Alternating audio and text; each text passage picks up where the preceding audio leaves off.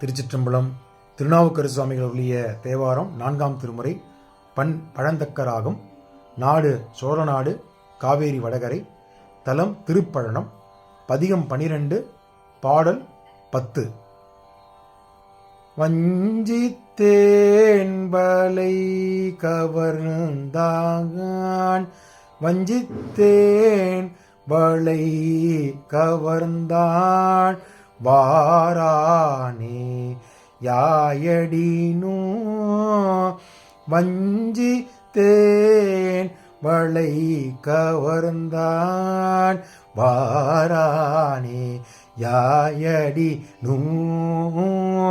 பஞ்சி car சிரகண்ணோ, பஞ்சி car சிரகண்ணோ. பரந்தார்க்கும் பழனத்தான், பஞ்ச car சிரகண்ணோ. பரந்தார்க்கும்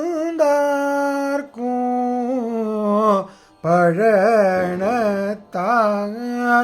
அஞ்சி போய் கலி மேலிய அழிலோம்பூம் அப்பூதி. அஞ்சி போய் கலி மேலிய அழலோம்பூம் அப்பூதி.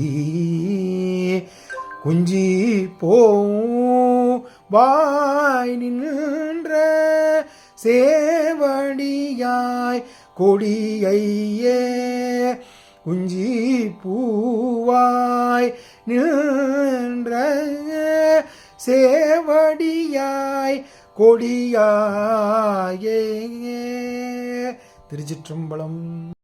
திருச்சிற்றம்பலம். இந்த 10ஆம் பாடல் விளக்கத்தை பார்த்து விடலாம். இதில் 63 நாயன்மாரில் ஒருத்தர் அப்பூதி அடிகள்.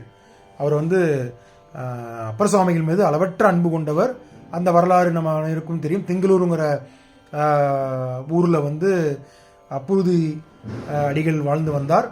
அவர் திருநாவுக்கரசர் பெயரில் பல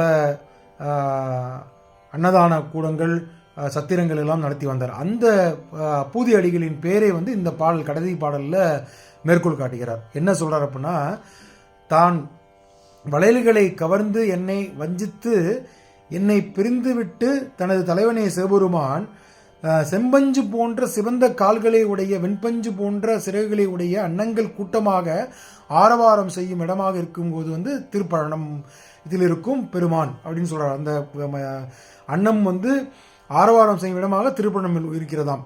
அந்த அன்னங்கள் கூட வாராமல் போய்விடலாம். எனவே பயணத்தில் கழிவருந்து மெளிவருந்து வேள்விகள் செய்யும் அப்பூதி அடிகள் தலைமுடியில் பூவாக தனது சேவடிகளை வைத்து, அப்பூதி அடிகளின் தலையின் மேலே எம்பெருமான் சேவடியை வைத்து அவருக்கு முக்தி நெறியை கொடுத்தீர்கள் அல்லவா.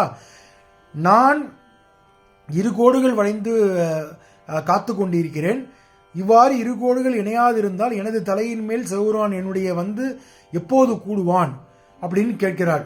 நம்பிக்கை எனக்கு ஏற்படுமே, எப்போது என்னை ஆட்கொள்வார் அப்படிங்கிறான்னு சொல்லி இந்த பாடலை முடிக்கின்றார். அப்பூதிகளுக்கு சிவபெருமான் அருள் பாலித்துள்ளார். அதுபோன்று என்னை எப்போது ரட்சிப்பார்னு சொல்லி இந்த தூது மூலமாக இந்த பாடலை, இந்த பதிகத்தை முடிக்கின்றார் அப்பர் சுவாமிகள். திருச்சிற்றம்பலம்.